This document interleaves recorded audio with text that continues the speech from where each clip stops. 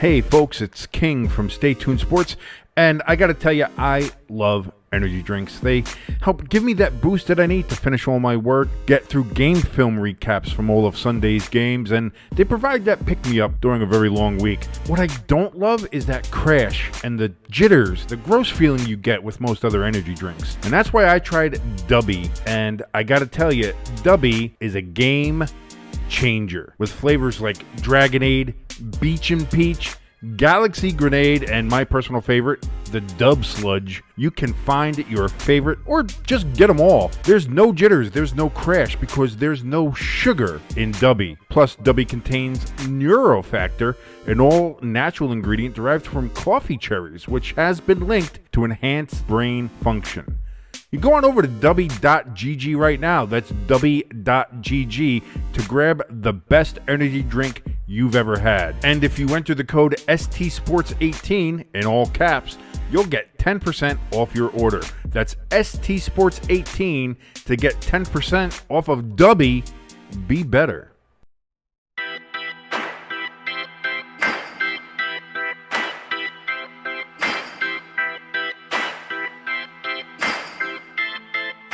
And hello there, all you stay tuners. It might be Eagles. I hate the Eagles. Don't get me wrong here. First quarter, keep it even. Second quarter, start running the fucking ball. Third quarter, take a power nap. Fourth quarter, oh shit, there's the rest of the game. Let's go. Fuck it, I'm a diabetic. I will root for the team that will literally give me diabetes and death. Rooting for a team from Hershey is like a Catholic rooting for Satan. It doesn't make any sense. This is Stay Tuned Sports, and it starts in 3, 2, 1. And hello there, all you Stay Tuners. Welcome back to another episode of Stay Tuned Sports. It's your good friend Jimbo here, back with our good buddy King. What's up, bud? Hey, how you doing, buddy? As I sit here with my nice coffee on this absolutely gorgeous day. Well, at least up here in the Northeast anyway. I don't know where you're listening to us from. I think you showed me we had quite a few from, what was it, Austria? Iowa, we're big Iowa. out there. Yeah. Big past in 2 months. Iowa. Yeah. I don't know why I thought Iowa was Austria, but here we go. I did. Listen, I'm a good geography person. I don't know why I thought Austria, but I thought it was somewhere in Europe. But, you know, it's Iowa, so it might as well be. No, I don't mean to do that. I'm not insulting our Iowa people. I'm just saying you're way the hell out in the middle of the country, and we're over here. It's very different. But it's a beautiful day. Beautiful day here in the Northeast. Not very often I disagree with you, but yeah, it's nice here. Like, I actually thought about recording outside, but I was like, nah, that'd be too much noise going on, and you know. I have the window open here, in the studio, quote unquote, otherwise known as my kitchen. So I don't know if you hear any sirens go off or a errant ice cream truck jingle happening in the background. That's on me. I'll close the window. I'll try to. I'll shut all that off. But for now, I just want that nice, beautiful air. It's the first real nice day of 2023, and I want to enjoy it. So here we are. I'll tell you what. I gotta give a quick backstory or old story. I remember you. I think it was in Wilkes-Barre when you lived in Wilkes-Barre. You used to record underneath a blanket during the summer. Yes, and yes, I did. There was some times that we had to take breaks so you could go get some water and shit. yes, I would do under the blanket to dampen the sound. I have since given up on that. Like I understand that sometimes if you listen to me, it could be a little bit tinny. It could be sounding a little echoey because again, I'm in a kitchen, bunch of flat surfaces. I'm on a glass table. Like it is what it is. But I'm not doing that. I'm not doing that anymore. You know. That was before I had when I was in Wilkes-Barre, I had I did have the foam, the sound absorbing foam for like, in my bedroom as like a quasi studio. And that was a nice little setup.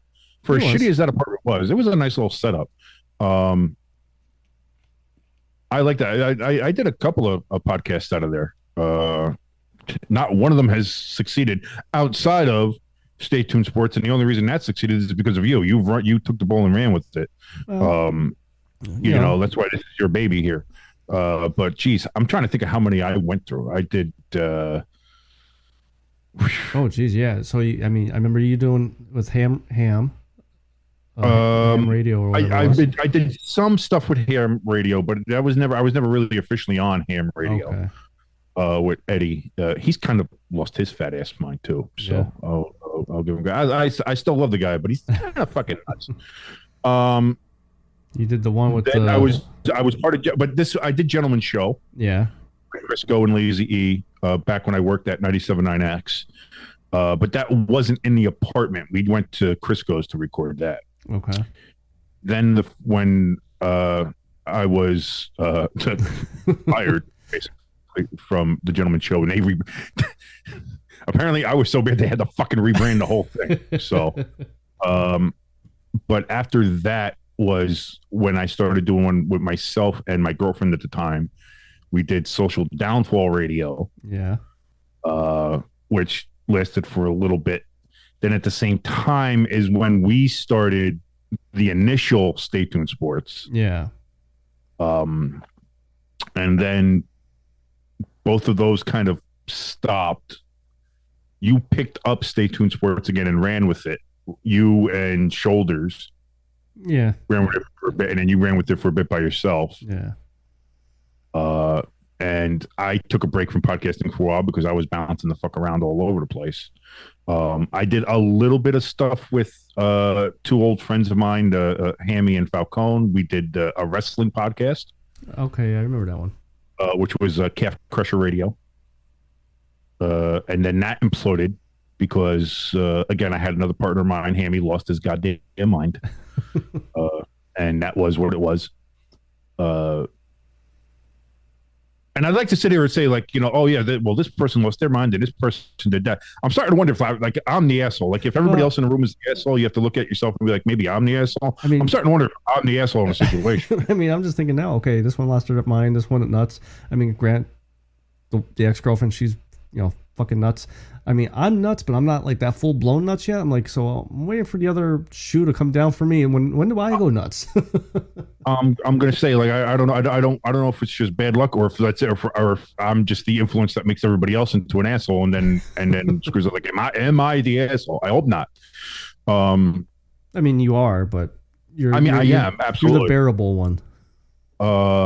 But then it was after that is then you invited me back on here as a special one-off every now and then I just kind of it kind of reminds me how I got into the relationship I'm in now. It was just we started talking. I came over once or twice, and then I just kind of started showing up regularly, and I've never left since. It's the same thing has happened with this podcast. So. That's pretty much how it did come about, because I came home from work one day, opened the door, and there's King. Hey, how you doing? I'm here to record. Like, hey, what's going on? Hey, we're recording today. How's our show doing? Your show? What you talking about? But I'm just saying, like, I don't know how we got off on the whole podcast discussion, but I've done a few, and this one, mainly because of you and your efforts, is the one that has lasted by far the longest of any of the ones that I've tried to. Oh yeah, I forgot with my current fiance, I had Calamity and a Coffee, which was good too. Which was good, and then she kind of fell off of it. Like she kind of got bored with it. Yeah, because we did it during the pandemic, so there was nothing but time. Where the fuck were we going? There was nothing happening. Yeah. And that was a thing too. She was let go from her job right as the pandemic started. Okay. So like there was this whole period of like where she had the unemployment and the other stuff too. So like she had that during the entire pandemic. She was unemployed, and I was unemployed. So we were just sitting here like, well, what are you going to do? Well, let's do a podcast. Well, I'll tell you what though. We will eventually get talking about sports, but I would love if you guys were still going with the podcast to hear her responses about the whole, and it's well documented that I hate Taylor Swift. The whole Taylor Swift and the ex-boyfriend, whatever, broke up. Oh, brother. That would be such a good episode. The theories and the dude, there so far there's a sizable chunk, and she's one of them where she's not fully convinced yet that they're broken up because It hasn't come officially from her publicist yet. Okay. So there's a thought about that. Then there's also the thoughts of when did they actually break up? How did, dude, I got to tell you, as somebody coming from the outside of that world and just kind of looking at it and now being in it because of my fiance, the Swiftie world is a fascinating social study of like a subculture. Like it's the sheer insanity and dare I say mental illness of the Swifties and the Swiftie society as it is crazy. And here's the other thing too. I don't want any of this. If there's anybody out there who is a Swiftie who's listening, don't come at us. Don't try to like. I'm not. Listen, I know very good and well. Don't fuck with Swifties. I understand that. Okay, because they are vicious. They are mean. They will come and dox you, and they will cancel you. They will find something you said in 4th grade to your friend that you whispered over a cafeteria table, and they'll try to cancel you for it. Like I don't know what they do or how they do it, but they are insane. Well, I'm a dumbass. So I'm not coming at them, but I'm a dumbass. I'll take them on. They already know I hate Taylor Swift. No, you don't want that smoke. You do not want that smoke. I can tell you that firsthand right now. There were times when we were still doing, me and the fiance were still doing Calamity and the Coffee, where I would try to broach a subject that was connected to the Swifties or about a Swiftie, and she would immediately kibosh it because she was just like, I don't want that smoke. And I don't want she's obviously in that kind of group social setting.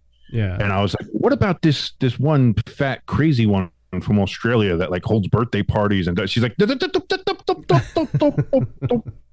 say anything. Don't say her name. Don't say anything like that. I was like, why? She's clearly fucking crazy. And most people say it's like, no. Don't say anything because you'll have a group of Swifties who are like, well, you're bullying or you're fat shaming or you're mental, you're ableist shaming or some shit like that. I don't know. But it did turn out she was absolutely insane. I don't know if she got committed or not, but like I was right. Like she was nuts. But it's a fascinating world. It's a fascinating world. And now, especially now, she's got the tour going on still, and now she's got a breakup in the middle of a tour, and which is a shame. This is the longest relationship I think she's had. Okay. And so she was just starting to get rid of all those. Oh, she's breaking up with somebody, gonna have a room. There's gonna be a new album soon and stuff like that. Like she was just getting over that kind of meme-ish kind of thought process where everything was the joke was, oh, Taylor Swift goes through boyfriends like I go through underwear, and shit like that. She was just getting over that because it's been like 6 years or something they were dating, and then they go ahead and do this, and it's like, well, here comes another album. That was my first response to you when you I texted you last week or whatever, and you said, oh, I'm just dealing with the Swiftie breakup here, and I'm like, oh, she needs another album. I'll tell you what, man. I feel bad for the guy, Joe Alwyn. Feel bad for him. I feel bad for him. Yeah. Especially because it seems like she was the one who broke up. That's what it's coming out to seem like from the sources close to the source or whatever it is. So not only is it that, obviously I've been on the end of breakups. That sucks. It hurts. And then when you realize that it's a premium piece of ass, quite like Taylor Swift. Yeah. Also stop it. I know I'm the one who just called her a piece of ass, like it's a piece of me, like I'm being very misogynist right now. I understand that. I apologize for my misogyny, everybody. I'm just a terrible, horrible straight white man. I get it. But Taylor Swift is attractive. I find her very attractive. So that is what it is. If you got a problem with that, go talk to the Gaylors who are come up with all the lesbian fantasies about her. Is that okay? I mean, so let's, birds of another feather, as it were. But yeah, no, I feel bad for Joe. I do. As anybody go through a bad breakup, it sucks. And then it's like, not only was she attractive, very attractive in my eyes, clearly top shelf. But then also, she is also worth about $700 million. So that does kind of suck as well.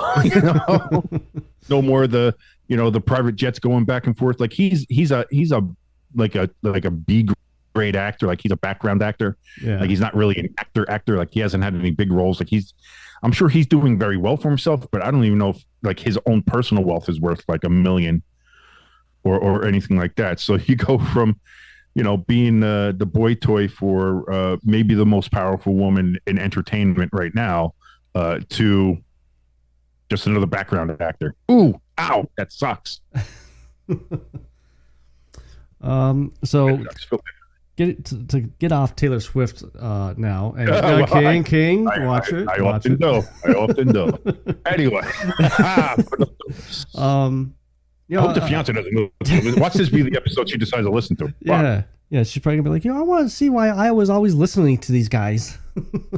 A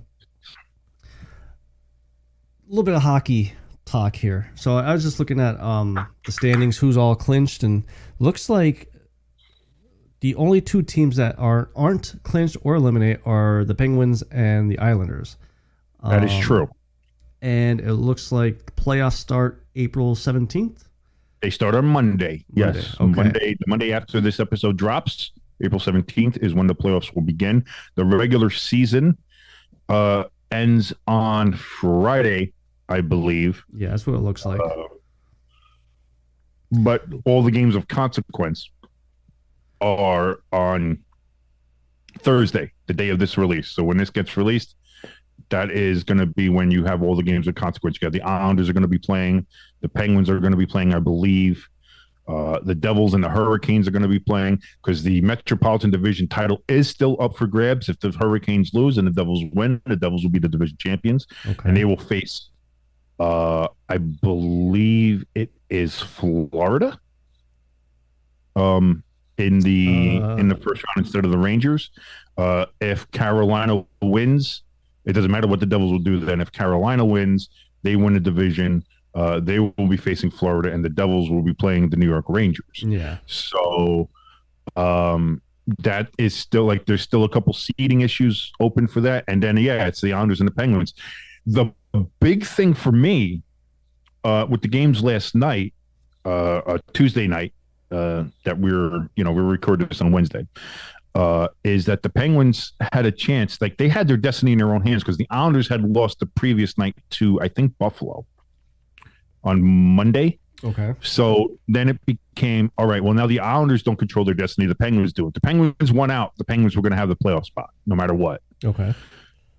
And so you had the Islanders, they lost to Buffalo, and the Penguins, they're playing at home against the Blackhawks, who are trying to lose, who are, I think, the worst team in the NHL this year, or next to the worst. Like they're pretty close. They are not a good team. Okay. So you have a team that's basically in full rebuild mode, basically trying to get the best position they can in the draft lottery, and you have the Penguins fighting to get into the playoffs, and they lose 5-2, I believe it was. Yeah, I saw that game at home to the shittiest team in the NHL. Like at that point, you don't belong in the playoffs. I don't care how you feel about the Islanders, whether or not you think their play is boring, anything like that. The fact of the matter is that the Penguins had it all right out in front of them, and all they had to do was beat the worst team in the NHL, and they got stomped by 3 goals by this team. I can't. Not only that, but they made me lose my fucking bet.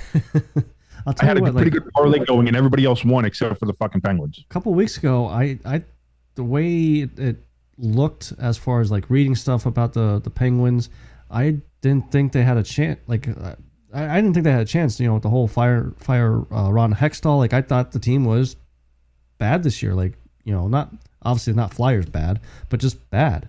And when I saw that just before I came on here, that they're still not eliminated, I was like, holy shit, okay. No, they're not bad. They were right there on the bubble. They're right there with the Islanders, the Panthers. There was somebody else close to. The Capitals were close for a little while, but they fell off. The Capitals kind of really stink this year for some reason. But like they're not like you have a couple teams there that are like right on the cusp, and that was it. And So the reason Like the Islanders thought they fucked themselves. The Islanders thought when they lost to Buffalo, that was if I was listening to New York sports radio in the morning okay. afterwards, and they were just like, "Oh man, all the Islander fans are sad and upset. Like there's like they had it out in front of them, and now the Penguins.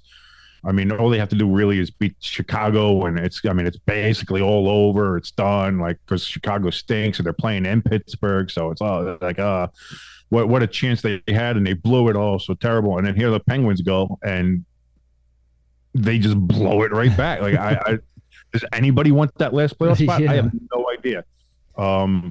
But now the interesting thing is here, if the Islanders do win their last game and Florida loses their last game, the Islanders will jump Florida, and then they won't have to play Boston. Oh, okay. Whereas Florida then would have to play Boston, and then either the Carolina or the Devils would play the Islanders. I'd laugh if Boston gets eliminated first round.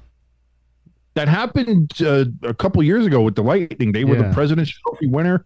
They had set a record, the one that Boston just broke this year, or they had tied the record. Sorry, they didn't break it, but they tied it. Like they were just a monster team. They were so fucking good. Yeah. All the stats, everything like that. And then they go to the playoffs and they lost in the first round. I think Columbus was the one who knocked them out. And I gotta say too, with Boston, Boston is probably, let me see, I would say third ranked on my hated teams. Obviously, I hate the Penguins.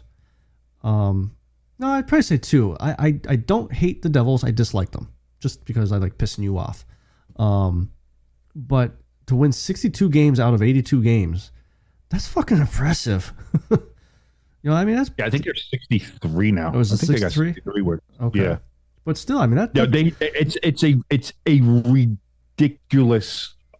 Like the fact of the matter is that they're going to lose less than 20 games in an 82 game season, and they didn't even lose because I think they've only lost 12 or 13, and the other ones are overtime losses, as it were, like shootout losses. Yeah. So like the fact that they're in 15 games or fewer of actual losses is insane. Yeah. Is an absolutely insane stat. Absolutely insane. Let me look up the actual standings here.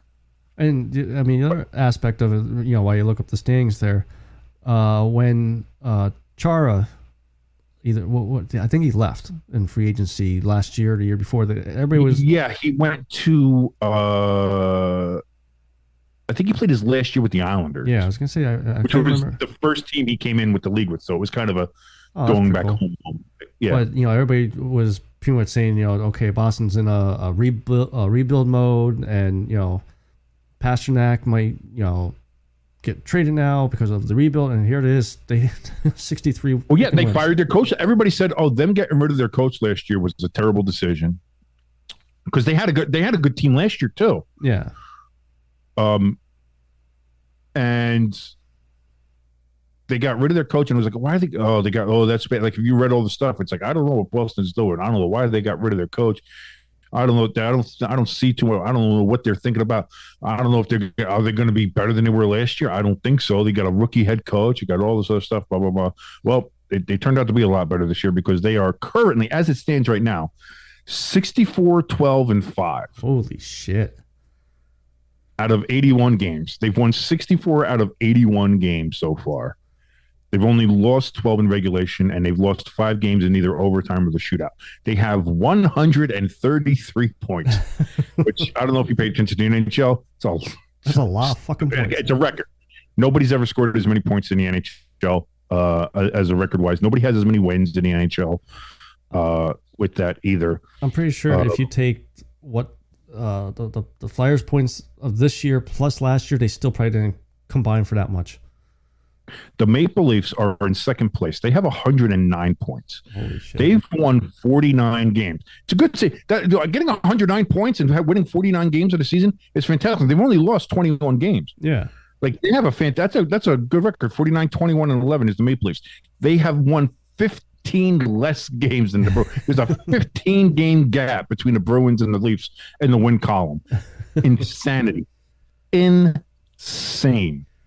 So we might what that is. we might have to do a second episode this week, maybe like a Saturday or Sunday, to give our hockey picks, since playoffs. We'll see. Monday. Yeah, once everything gets settled, once we know what the matchups are. Yeah. And that's it. The Devils have 110 points. The Devils are right there. They have 51 wins. Devils are 51, 22, and 8 in our division, which is 1 point less than the Hurricanes. And listeners, let me remind you, roughly about 3 months ago, there was a... Oh, more than that. Oh, yeah, more than that. That was back in October. So 5, 6, maybe 7 months ago. Yeah, we're talking a while ago. There was a co-host here chanting #fire rough. So I had the poster and everything. I was posting it after every game because we were the first 4 or 5 games. We were like 1-4. Yeah, we were like, I was like, here we go again. Because again, we had 10 years of just the Devils being ass. yeah, We made the playoffs once and got railroaded by the Lightning right out of the playoffs. That was in 2017. I'll tell you what. You know, if you guys win the cup this year, you need to take that sign underneath it, write #I'm sorry, and do the walk of shame up and down your street for 5 minutes. No. I mean, try not to take a shot. Sorry about the siren. First of all, I know you hear that. Yeah. Ooh, That's the are ambulance. you on Patrol Live? No, I love I'm that not. show.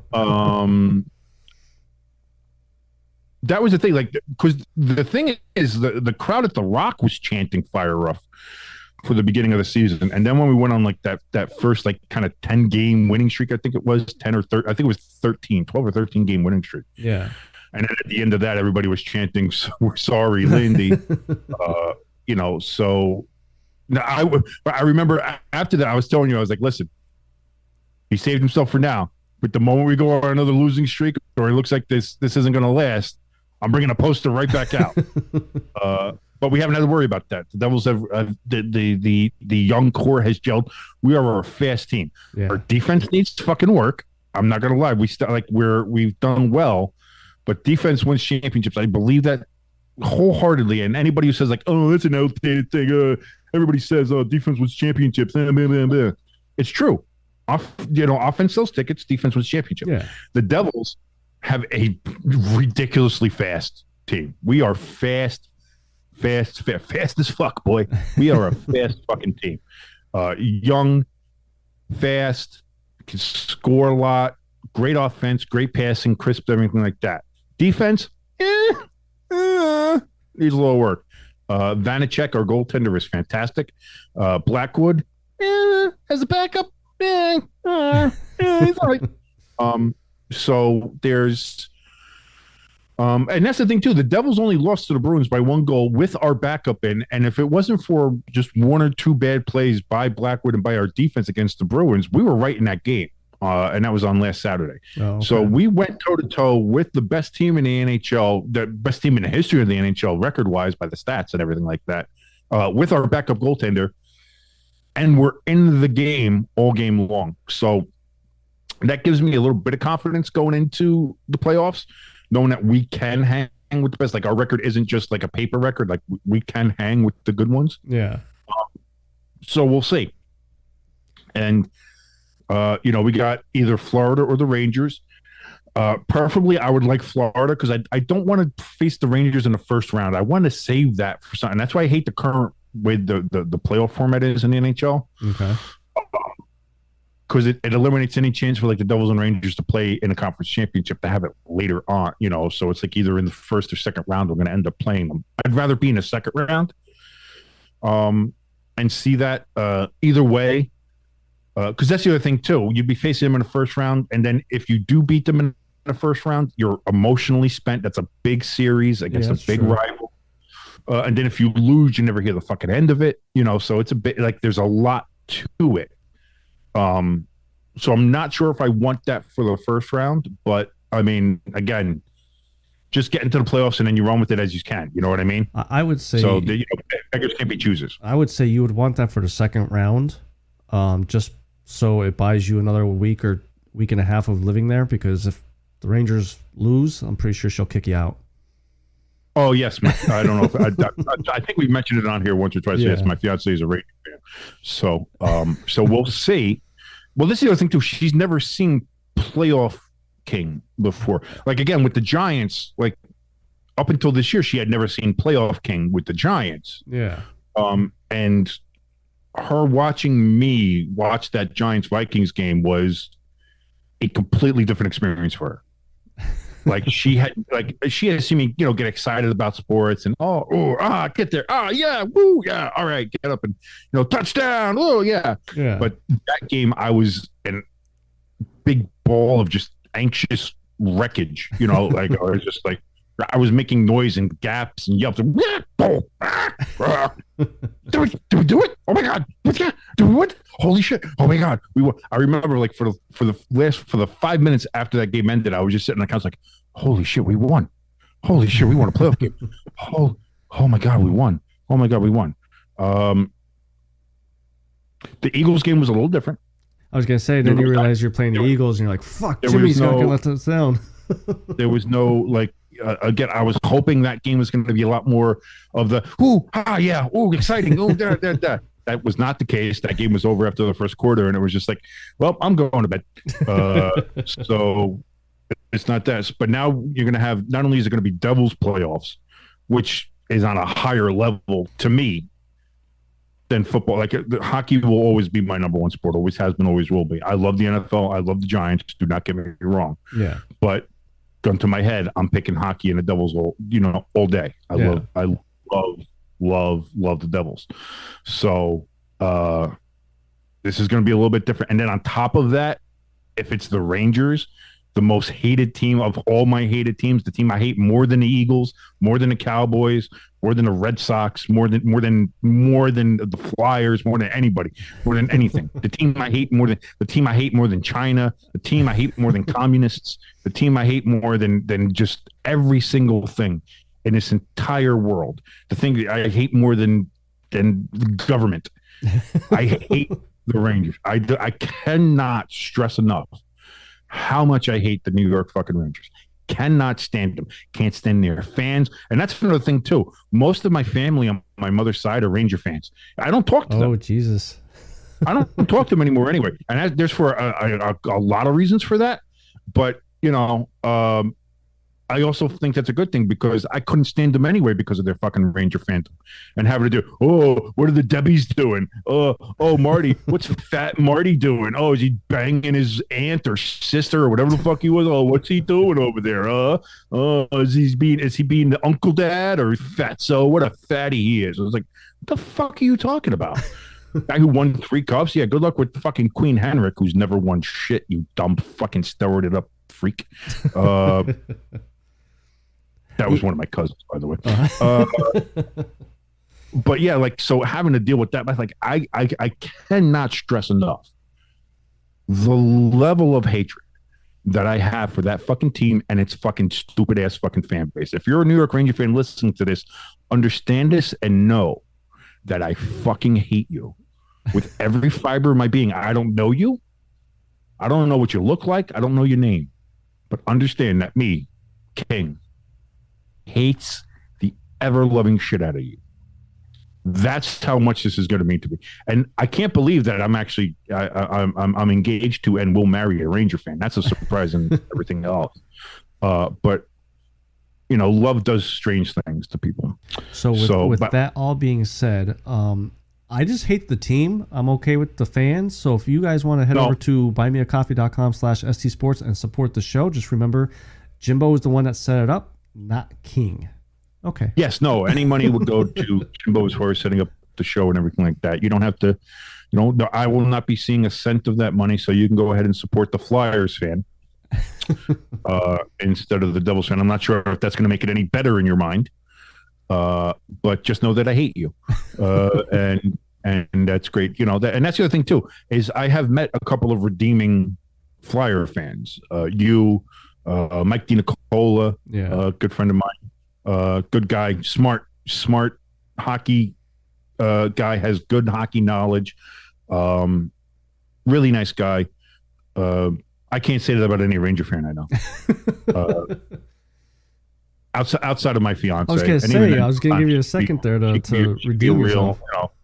Sometimes, I mean, let's be honest, she can be real. She is what she is.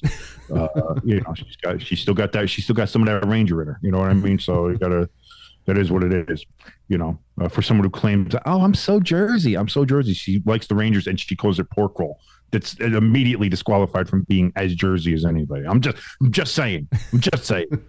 Putting it out there. God, it's Taylor Ham and the Rangers suck. God. Now I can't wait for the playoffs to start. I mean, dude, it's gonna be bad. It's gonna be bad. I might make trips out. There's a bar right on the corner here. I think I went once. Which I know is going to sound weird to anybody who knows me back in my Wilkes-Barre days and stuff like that, where I would make sure wherever I lived, I knew where the closest bar was to the corner wherever I was living on. Oh, there's Sununa's. Oh, there's, that's how we ended up finding your bar. Yeah. Stan's or Stiegel's, whatever the hell it is now. Yeah, there's a bar there. I can walk there. Oh, I can walk to that bar. So here I have a bar directly on my corner that I've visited once in my entire time that I was here. It's a Knights bar. It's a Knights of Columbus. Okay. But I might go there for the games because I don't know if like the landlords here will deal with me screaming the way I'm doing. To be fair, I don't know if the bar will deal with me screaming the way I'm doing. But we'll see. We'll see what happens. But I am. We'll see. And that's if it ends up being the Devils. If the Devils end up winning, and the Hurricanes lose, the Devils win the division, and then we play Florida. So then this would all be moot anyway. Yeah. And then the Rangers would have to play Carolina, and they'll probably lose because the Rangers are overrated pieces of shit. So, but excited. It's good times. Good times for hockey. Good times for hockey coming up here. So we'll get best time of the year. Hockey playoffs are the best. Stanley Cup's the best looking trophy out there. It's all good times. So a little NFL talk. I mean, it's still been kind of quiet, but we got the Odell Beckham Jr. signing to the Ravens. Now, interesting. It is, and they said it's worth up to $18 million. So I'm assuming there's a lot of incentives in it. It's I believe 15 base, up to 18 with incentives. So it's still a good deal. Good deal for a 1 year him, deal. Yeah, very good. I don't know if I would pay. I don't know if I would pay him that much. Well, I don't know. I don't know what they're doing, and now I don't know what the fuck Lamar is doing, because Lamar is going out with him and celebrating that he's getting signed there. He's saying "we," as if he didn't just send out a tweet saying goodbye. Not basically, he said goodbye to Baltimore and its fans. It's been real, guys. Peace out. Yeah, I'll always hold Baltimore and its fans in my heart wherever I go. Basically, he said goodbye to Baltimore, and now he's like, "Oh, we signed Odell. We signed OBJ. What's this fucking we shit you're talking about?" Yeah. You ain't signing anybody. And then everybody started talking about, well, he said we, and with Odell wouldn't have signed if there wasn't like some kind of thought process that Lamar was either going to sign the franchise tender or they were going to sign him to the deal or do something like that. Well, it's been a week now, and Lamar still ain't signed anything. So I mean, I don't know if that's a thing either. We've seen that where they're not going to sign the franchise tags until closer to training camp, so that way they don't have to go to the mandatory mini camps and the OTAs and all that stuff. So he might just be taking a nice long vacation. Do that right now too, yeah, because Saquon's not signing his either. Which I mean, that let's be honest, that's not a surprise. It's there might be some people out there being like, oh, Saquon's not going to sign, was it? No, it's fine. Sure. Yeah. And not only that, too, but the Giants have also said that they're going to try to work a deal with him, even with having the franchise tag on him. So I'm sure there's still some of that happening as well behind the scenes. And also Saquon's probably like, I don't want to go to the fucking minicamp. So, which is, I think, anybody. And so, it's fine. It is what it is. As far as the Saquon stuff goes. But yeah, I got to tell you, like, I don't know what this means for the Ravens, for Lamar. And then here's the other thing too. If the Ravens do end up trading Lamar after signing OBJ, like what is OBJ? Like did OBJ sign with the understanding that Lamar was going to be there and then he's not? Or was it like, listen, you're getting $15 million.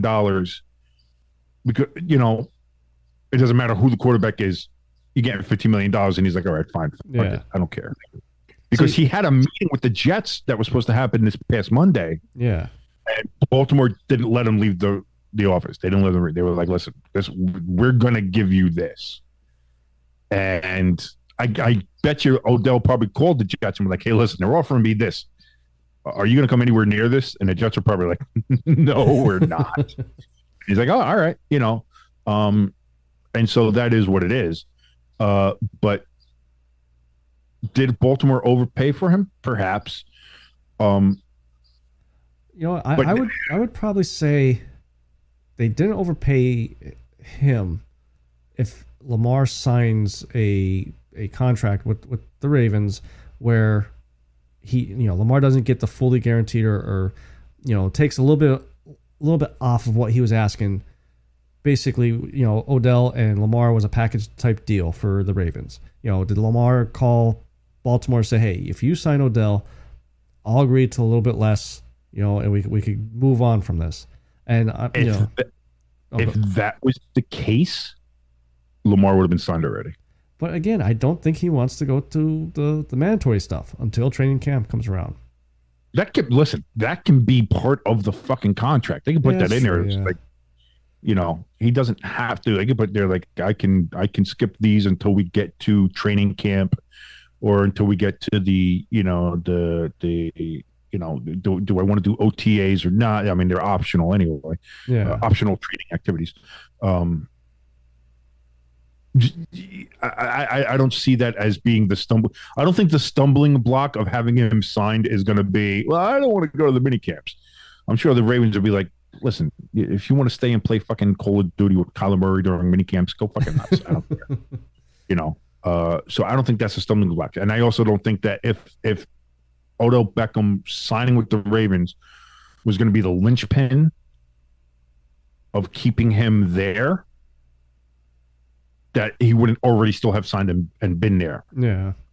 Because that would have been the thing. Odell Beckham signs, and then you have Lamar sign, and then you have the press conference, and you have both of them, and it's like, oh, we're going to shake it up, and they do a big dap up right there at the press conference on the podium, and it's a big thing. It's a photo op, pow, pow, pow. Lamar Jackson, OBJ, coming to Baltimore, 2023. Get ready, Ravens flock. Like you turn that thing into a fucking show. Yeah. Like there was a way to do that, and they didn't. What if Odell signs... If that was the way it was going to be, like if that thought process was like, okay, if Odell's going to do it, then Lamar's going to sign, it would have already been done. It hasn't been. So I don't think that's the case, which then again leads us to what the fuck is going on? Yeah. But what if Odell signed with the Ravens? Because, let's be honest, who would you rather play for, Lamar or Aaron Rodgers?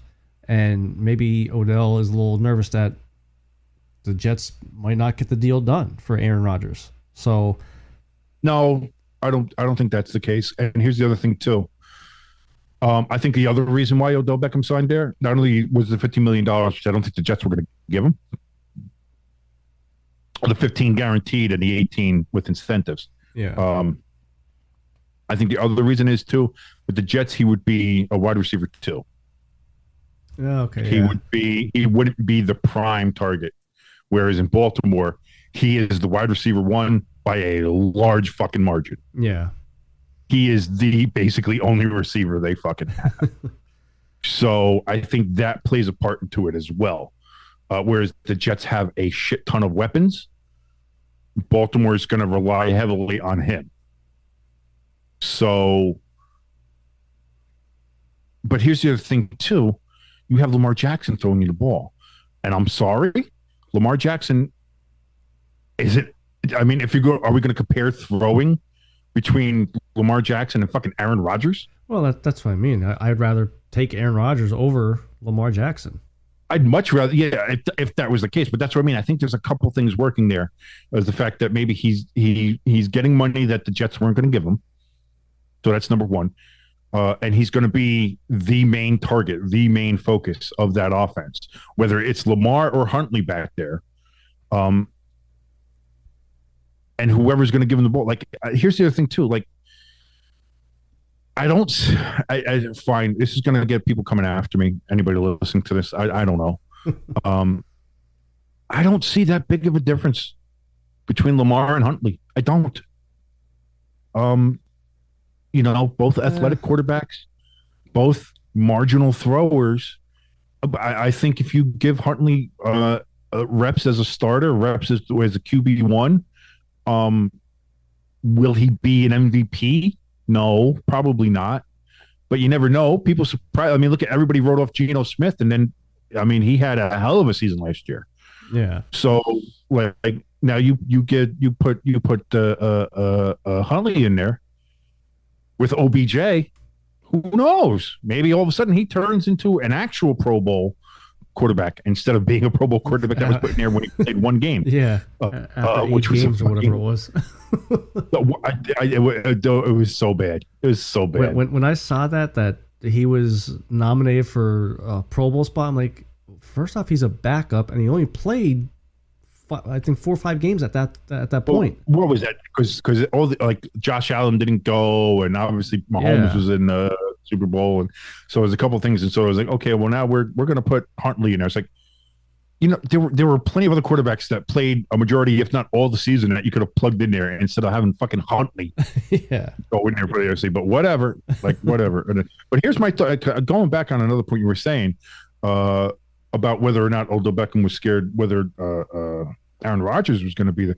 Do you think Aaron Rodgers is not going to show up to the Jets? Do you think that deal's not happening? Honestly, I think it's done. Like, it's not going to happen. What? Yeah, just because, I mean, you're insane. You're insane. Then what are the Jets waiting for? And what's Green Bay waiting for? I mean, there's only so much talking you could do before you both say. There's a time. I think there's a time after June, whether it's June 1st or not. I can't remember. I think it's something about that a certain amount of money or something comes off the books. But you could designate that. And then on top of it too, is you have the draft coming up. Yeah. So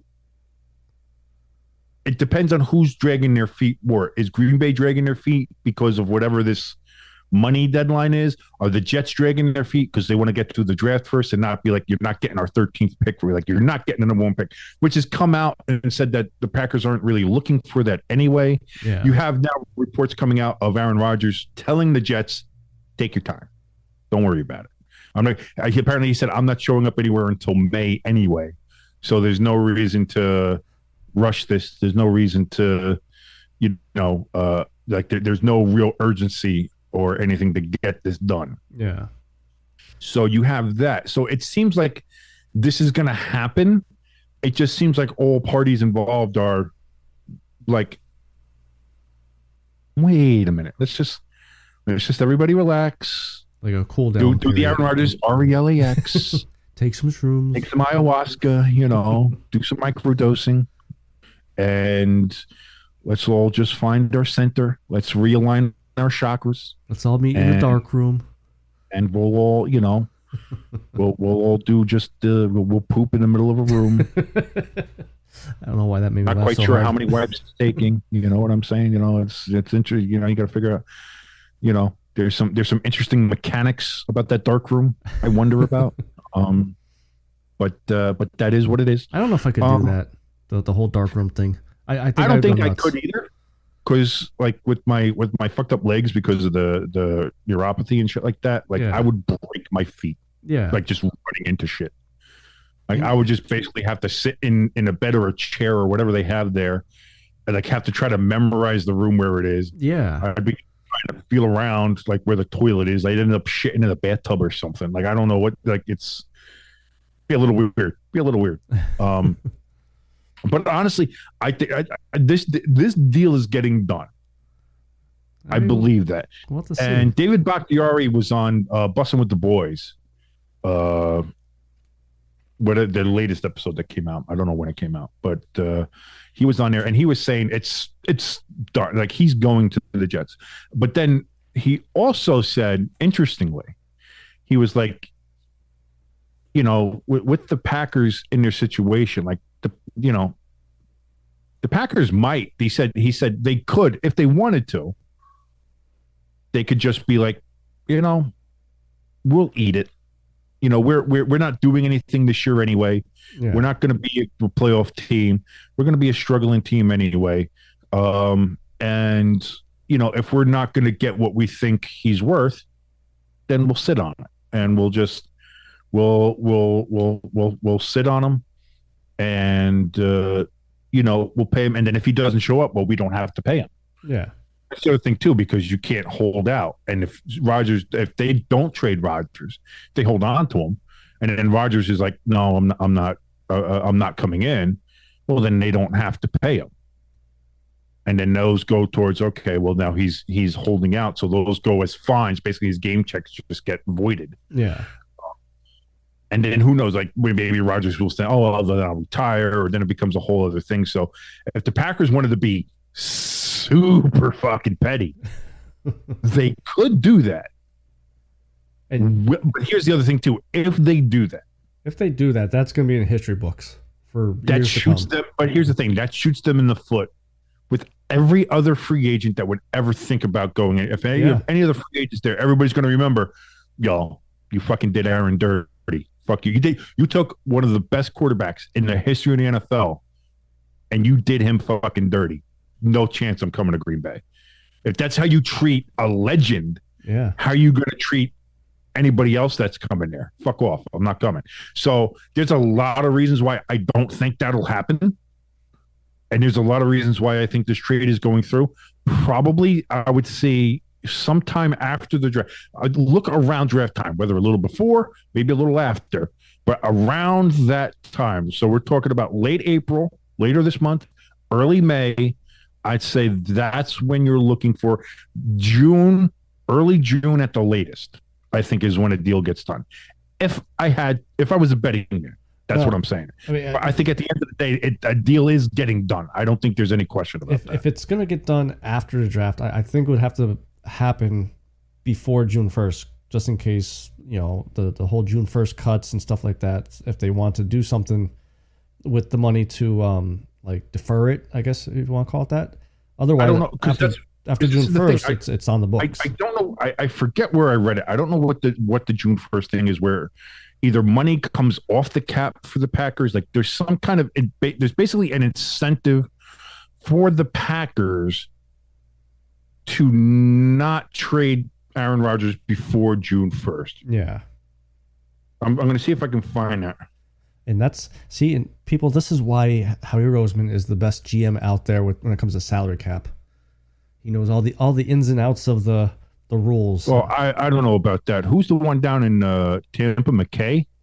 Tampa Bay? That stuff that he, the way they put together that Tampa Bay team for that 2-3 year run they had with Brady. Yeah. Kind of playing a shell game with the cap. That was some good fucking cap shit. But I mean, this offseason with Howie, we were going in with over the cap by $5 million, and right now we got $19 million under the cap somehow. Damn, dude. Well, that was the same with remember the Saints were like $78 million over the cap last season, and then they made a couple different moves and a couple different things like that, and then they ended up having like $18 million under. I was like, how the fuck did you do that? Yeah, it's amazing. This is why kids stay in school. Learn how to do sports management shit. Yeah, listen, I was never good at math. I understand that. But if you are somebody that has, you know, are you good with calculations? You go ahead, you stay in school, you figure this shit out, because the ability to help NFL franchises move millions of dollars around and make room to get players on the team, you will be worth your weight in gold for these people. Because that's the other thing too, is it's funny how we're still at this point.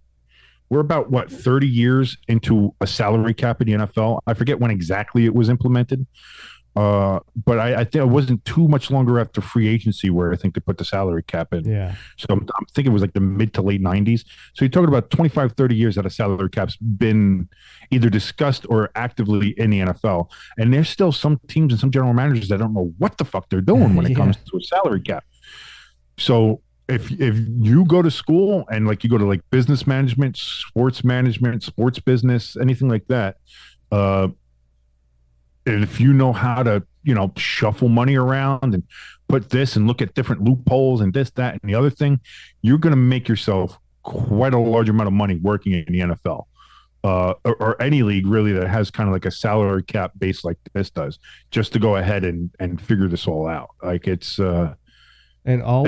All me and King asks is when you guys do and you guys go on to win the Super Bowl or World Series or whatnot, just give me and King a shout out. I listen to that show, Stay Tuned Sports Podcast, and they really influenced me to stay in school and go for a degree.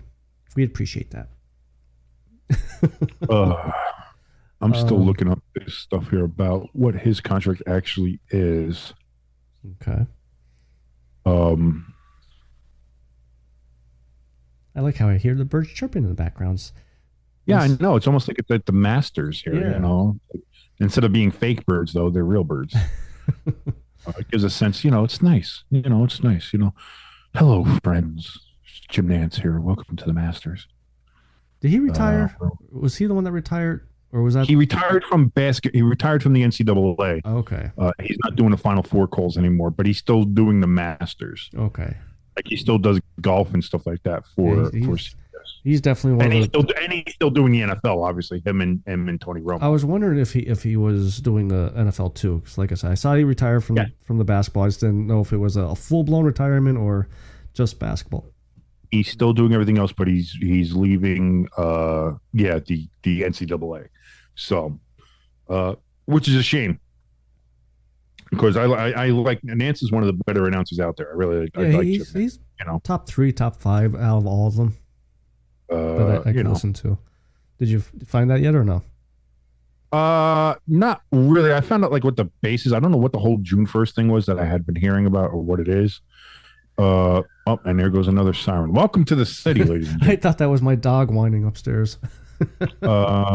Here is the logistics of Aaron Rodgers' contract if traded in 2023. A $58.3 million option bonus, which is prorated over 4 years on the cap. I believe that's the Packers cap. $28.3 million of the bonus payable within 10 days of execution. $30 million by September 30th. $1.165 million base.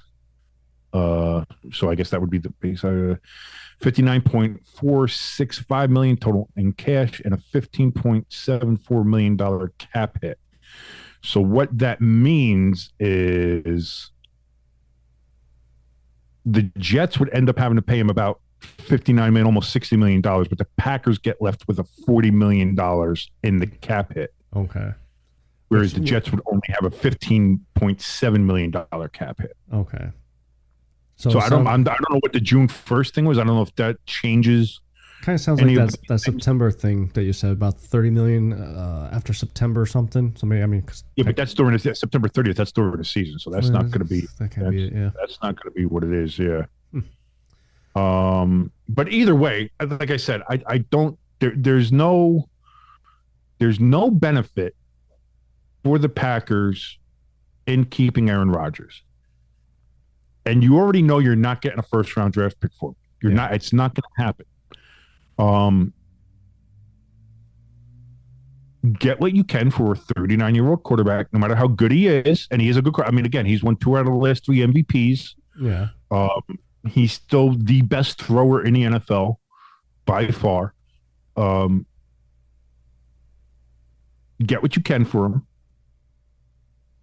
The Jets are obviously going to try to get him for as cheaply as they can, but they know the value and they'll get him with they'll try to offer up what they can.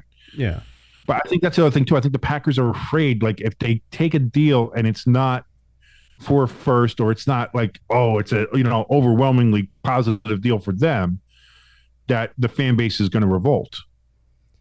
Like the fans are going to be like, how could you let Aaron Rodgers go for 2 second rounds and a third round or whatever the case is going to be. Yeah.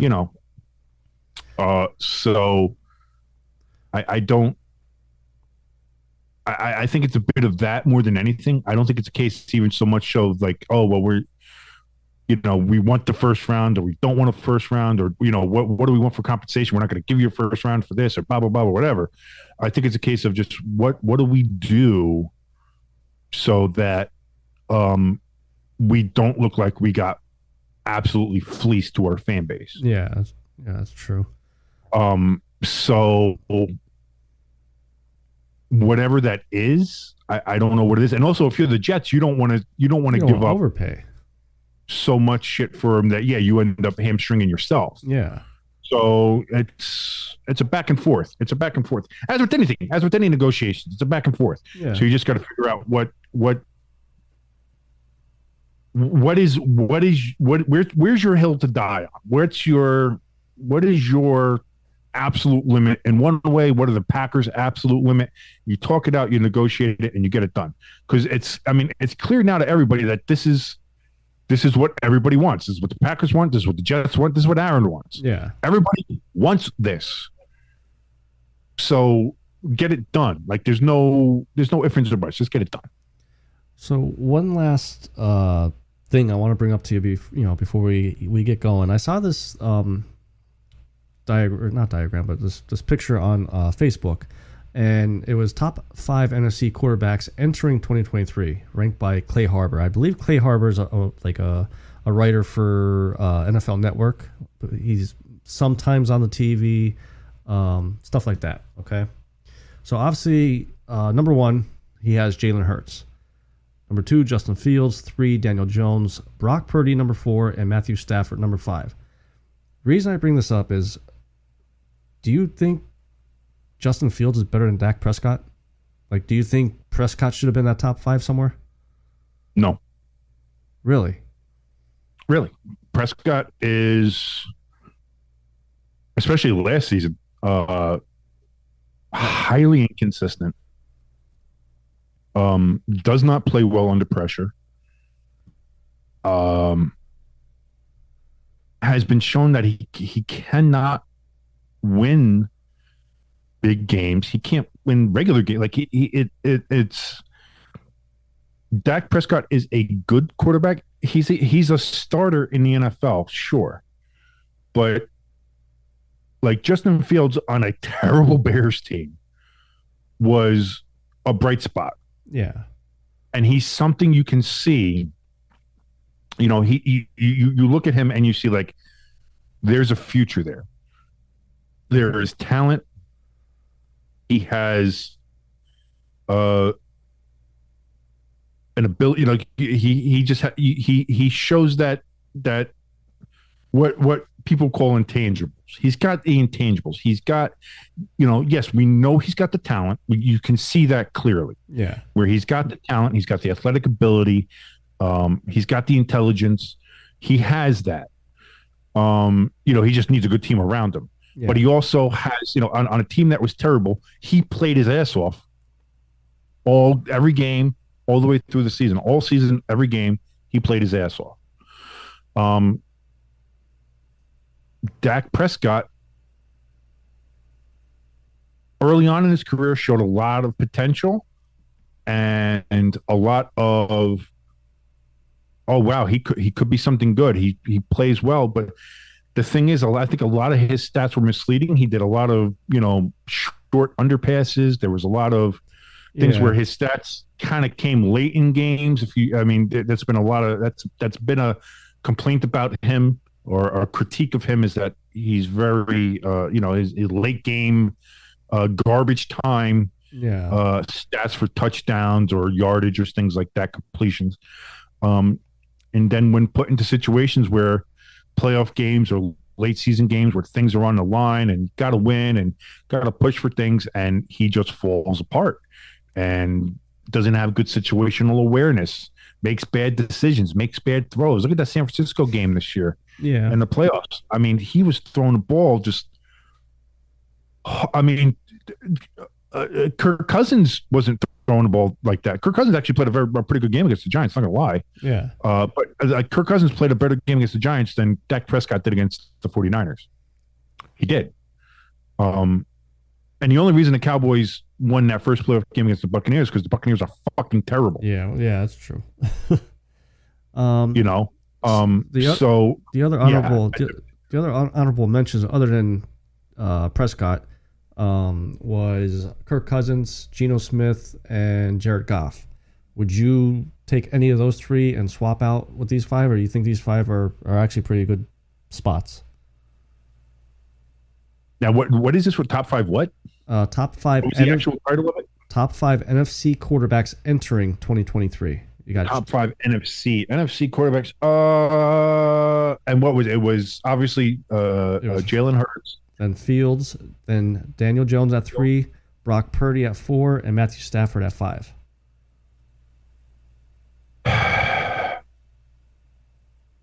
I would take Purdy out for now because again, we don't know what he's really like for a full season, That's my or how big he's question going mark. to be after the Tommy John surgery on his elbow. Yeah. So I would just take him out for now and put Cousins in there. I think Cousins gets disrespected far too much, and he shouldn't be. So that's the switch I would make. I would take Purdy out and put Cousins in for now as the top 5. I would probably say, I agree with the Brock Purdy thing because I think there's a lot of unknown there because there wasn't enough there to see of him, to see if he is the starter that the Niners think he is. But I would put Jared Goff in there. I think Jared Goff finally found a place to be good in out in Detroit. Yeah, and he's doing, and this is the first year in Detroit where they really played well. After starting 1-6, Yeah. they finally started playing well. It's finally started to gel. We'll see if that continues next year. But again, I think you have to do the same thing. I could say the same thing about Daniel Jones. He had a good year.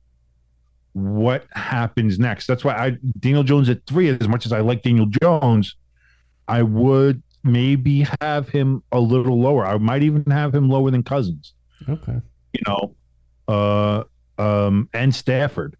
Like I would have Daniel Jones maybe at 5. Wow. I would put Daniel Jones maybe at 5 just for the fact of, okay, he had a good season. Let's see him build on that. If he has another good season this year, then it's like, all right, he's turned the corner.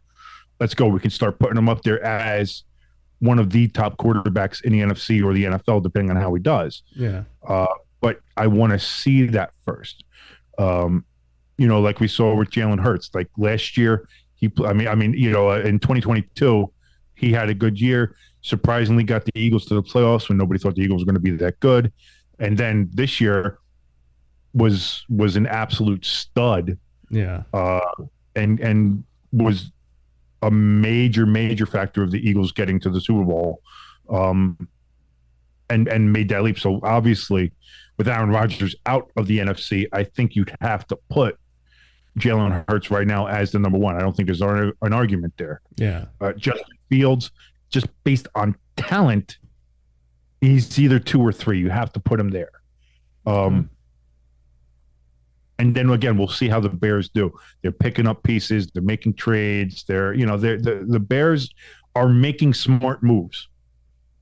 And now they have DJ Moore there. You're going to have Claypool as a wide receiver 2 or 3, which I think is perfect for him. He's not a 1, and that's fine. That's okay. But if you put him in that supporting role, I think he's going to do well. So the Bears have a chance to do kind of what the Eagles did in 2022, where it's like they're coming off a very bad year, high draft pick year.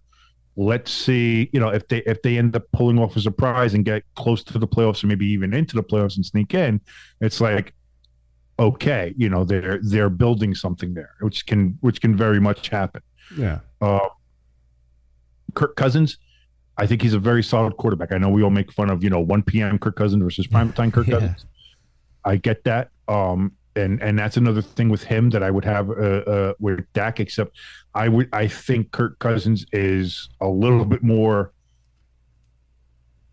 consistent and dependable than Dak Prescott is. And Kirk Cousins has won a big game or 2 in his career. Not a lot of them, don't get me wrong. And again, Minnesota was clearly, I think, a fraudulent went 13-3, 13-14 last year. Yeah. But I think Kirk Cousins is a better quarterback than Dak Prescott. And Cowboy fans or whoever else can hate me or anybody like that. You're fucking stupid. All right, I'll tell you what. Get behind the Rangers fans first.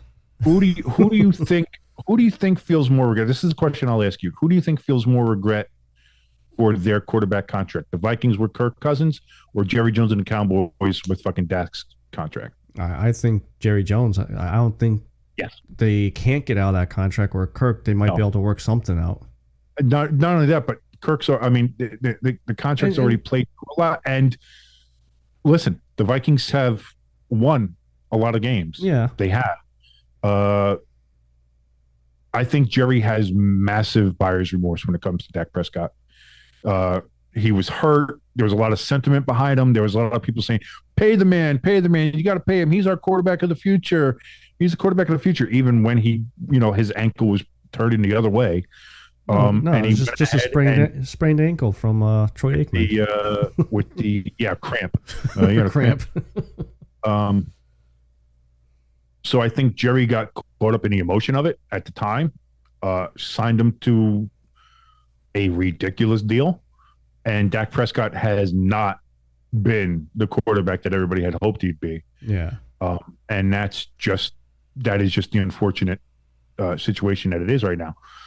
And now the Cowboys are good enough to get to the playoffs, but not good enough to really do anything else.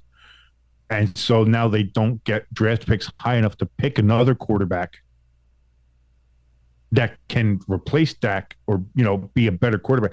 That's another thing, too. I'm surprised that we didn't see that yet. And I don't know if Jerry's just doubling down or he doesn't want to seem like he's wrong or he's going to stick with Dak through all the thick of it or whatever. But with this year's draft, I would have thought that maybe the Cowboys would have been one of the teams to be talking with the Bears to get the number one pick, or at least with maybe the Bears or the Texans or somebody to get into the top 2, top 3. Yeah. See if they could nab somebody out of the top 3, top 4 quarterbacks there that everybody thinks is going to be something, whether it's CJ Stroud, whether it's Bryce Young, whether it's Robertson, whether Levi, it's Will Levis. Or Levitt. I believe it's Levis. Oh, okay. I believe it's Levis, the guy who just eats bananas whole. Yeah. Fucking freak. Also puts mayonnaise in his coffee. Yeah, I saw that too. That's not right. Like, someone should do a mental check on him and make sure he's all there. eggs and oil in the coffee. I mean, hey, listen, different strokes for different folks. Yeah. It also makes me wonder if maybe Jerry's going to hold on to where his pick is, and maybe if Hendon Hooker drops down to where the Cowboys are, he picks up Hendon Hooker. I don't know, because I like Hendon Hooker, even though he had the knee injury. I think Hendon Hooker is an NFL ready quarterback immediately. So I think whoever gets Hendon Hooker is going to get a real gem in the draft. That's just what I think. We'll have to wait and see. That's it. Draft in 2 weeks. So yeah, birthday weekend for me. Well, technically my birthday is during the week, so I'm just going to celebrate both weekends. So as far as you go, just be prepared. There are no pictures, please, for the love of God. No pictures. People don't understand. Hey, maybe we'll do like a live thing or something for the draft. We'll see. Oh no. Yeah, we'll have to work something out together or do something. We have a YouTube channel. Might as well fucking use it. Yeah. All right. So I think that's gonna be it for us for this week. Like I said, maybe me and you will talk about doing a special one on Saturday or Sunday to do NHL playoff picks. Do a little preview of the NHL playoffs there and see what's going on. Sure, that sounds like a good idea. So till next week, this is your good friend Jimbo. And it's your boy King. We're out.